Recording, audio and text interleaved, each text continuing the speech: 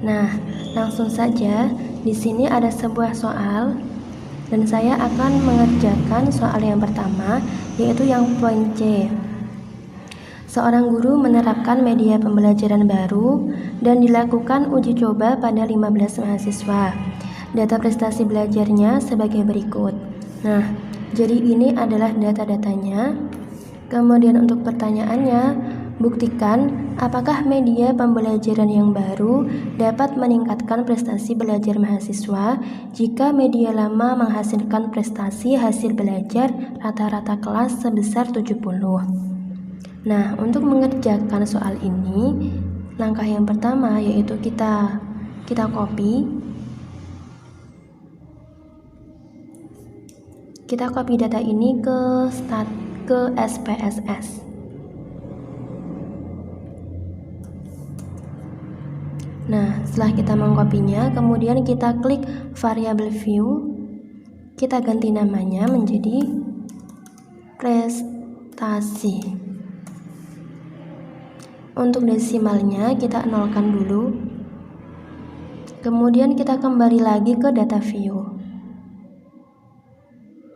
Nah, kemudian kita klik analyze, kita klik comparison, lalu kita pilih one sample t-test. Nah, prestasi ini kita pindah ke test variable. Kemudian kita klik option, lalu setelah itu kita klik continue. Oke. Nah, jadi ini adalah hasil dari pengerjaan soal nomor 1. Kemudian kita tinggal pindah ke Word, lalu kita analisis di bawahnya. Nah, jadi ini adalah hasilnya.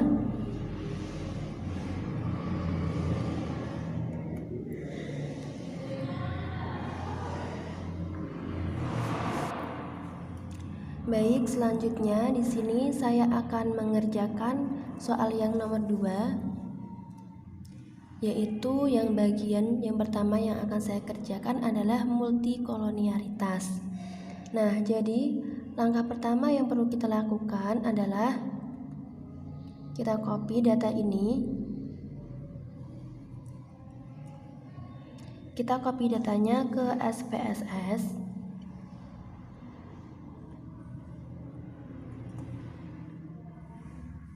Kemudian setelah itu kita klik variable view. Untuk namanya kita ubah. Yang pertama yaitu frekuensi belajar.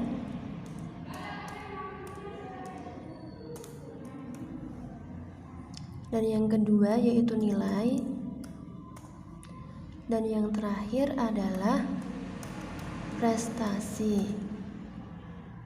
Untuk desimalnya kita nolkan semua.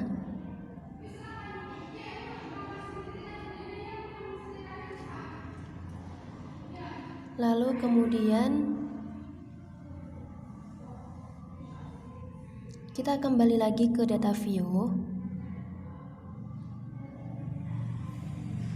Kemudian kita klik analyze. Kita klik regression. Kemudian kita klik linear. Nah, setelah itu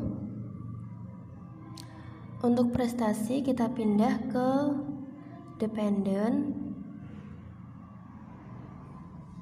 Dan frekuensi sama nilai kita pindah ke independent. Nah, kemudian kita klik statistik. Lalu kita klik collinearity diagnostik sama Darwin-Watson. Kemudian kita klik OK.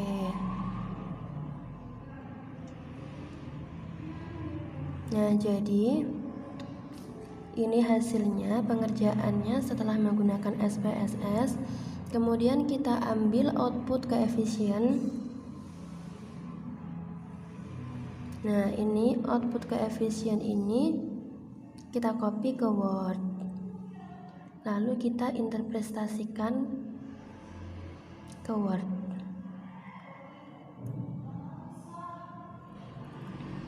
Nah, jadi ini adalah hasil pengerjaannya.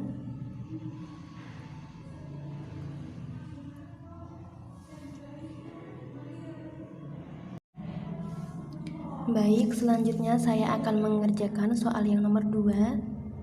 Nah, jadi masih menggunakan data yang tadi, kita kembali ke SPSS. Langkah yang pertama yaitu langsung saja kita klik Analyze. Kemudian kita klik Regression, kita klik Linear. Nah, di sini kita klik Save. Kemudian kita checklist bagian unstandardized.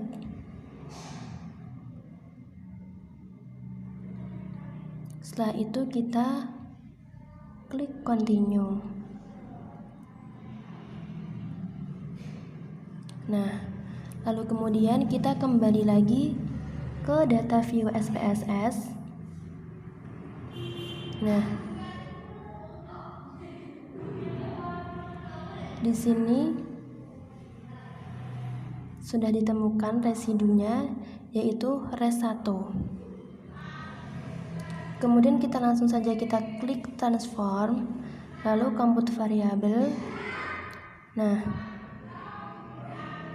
pada target variabel ini kita isi abs underscore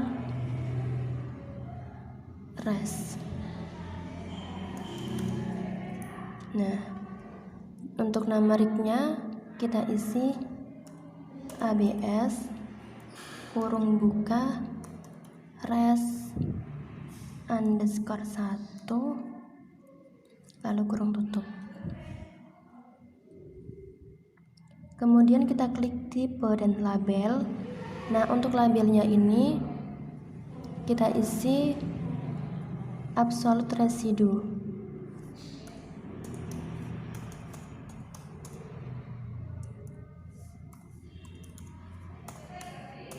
Nah, kemudian target, setelah itu kita klik continue, kita klik OK.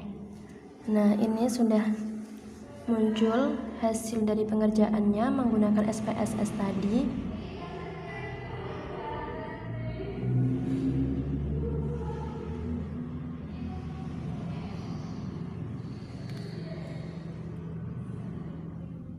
Nah, kemudian kita kembali lagi ke data view. Nah, di sini kita sudah menemukan ABS res-nya. Kemudian kita blok ABS res ini. Nah, setelah itu kita klik Analyze. Kita klik Regression. Lalu kemudian kita klik Linear. Untuk bagian independennya kita ganti dengan absolute residue.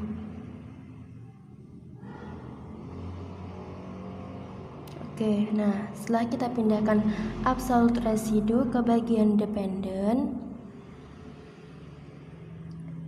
kemudian kita klik OK. Nah, jadi ini hasilnya. Kemudian kita copy lagi ke Microsoft Word untuk dianalisis atau diinterpretasikan.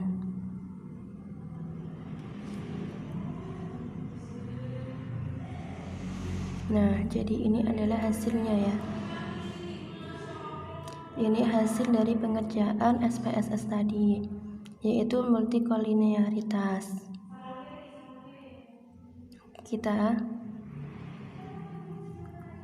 Kita lihat ini.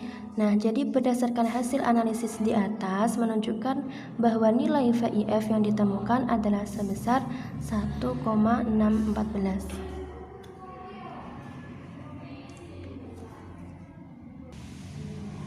Nah, ini untuk uji homoskedasititas, ini yang bagian ANOVA. Nah, jadi berdasarkan hasil analisis di atas menunjukkan bahwa nilai F yang ditemukan sebesar 0,279 dengan nilai signifikan 0,762. Oleh karena itu, nilai signifikan lebih besar daripada 0,05, maka dapat disimpulkan bahwa tidak terjadi heterosedasitisitas. Lalu untuk uji autokorelasinya, ini kita ambil output model summary. Nah, jadi ini hasilnya.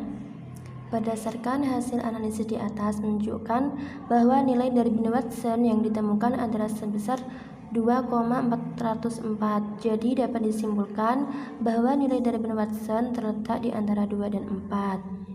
Maka tidak terjadi autokorelasi untuk persamaan regresi variabel prestasi statistik bahwa mahasiswa atas frekuensi belajar dan nilai statistik. Selanjutnya yaitu di sini saya akan mengerjakan yang terakhir yaitu regresi linear. Nah, jadi masih menggunakan data yang tadi. Kemudian kita klik analyze, kita klik regression, kemudian kita klik linear. Nah, jadi dependent ini kita ubah menjadi prestasi.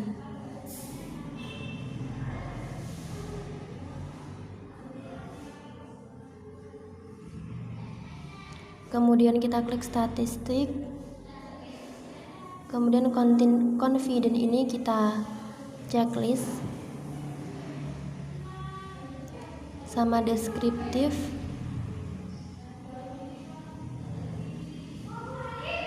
Kemudian kita klik continue. Setelah itu kita klik plots. Untuk dependentnya kita pindah ke Y, dan untuk z-sheet-nya kita pindah ke X.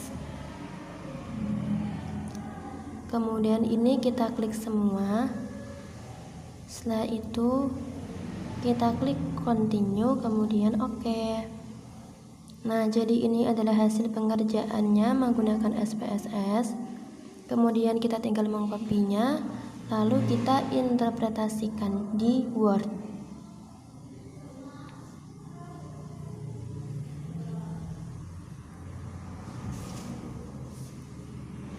Nah, jadi berikut adalah hasil dari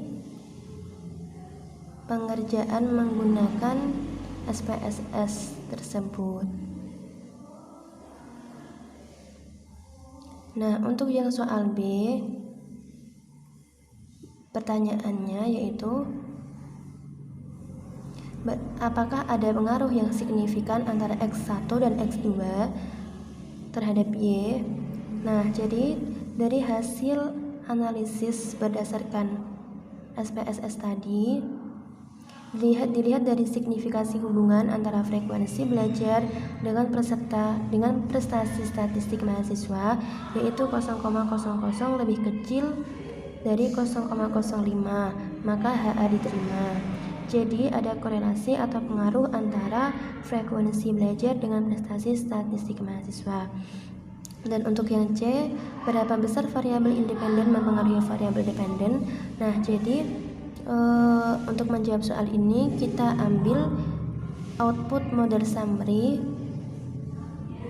kemudian kita interpretasikan menjadi seperti ini hasilnya, yaitu besarnya koefisien determinansi adalah 0,796, mengandung pengertian bahwa pengaruh variabel bebas terhadap perubahan variabel dependen adalah 79,6%, sedangkan 20,4% dipengaruhi oleh variabel lain.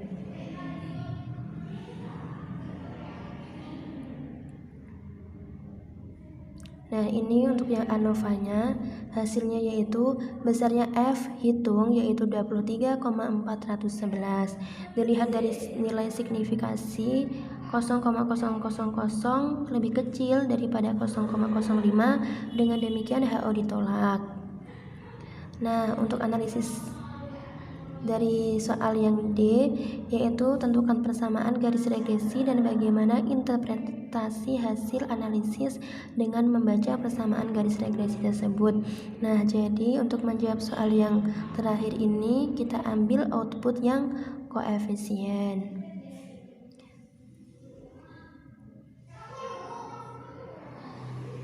Nah, jadi dari tabel di atas diperoleh hasil B pada konstanta adalah 3,029. Sedangkan pengetahuan frekuensi belajar adalah 0,262 dan nilai statistik yaitu 0,015. Sehingga persamaan regresinya dapat ditulis sebagai berikut. Nah, jadi ini adalah hasil analisisnya. Baik, demikian tutorial dari saya. Semoga bermanfaat. Kurang lebihnya mohon maaf. Cukup sekian. Wassalamualaikum warahmatullahi wabarakatuh.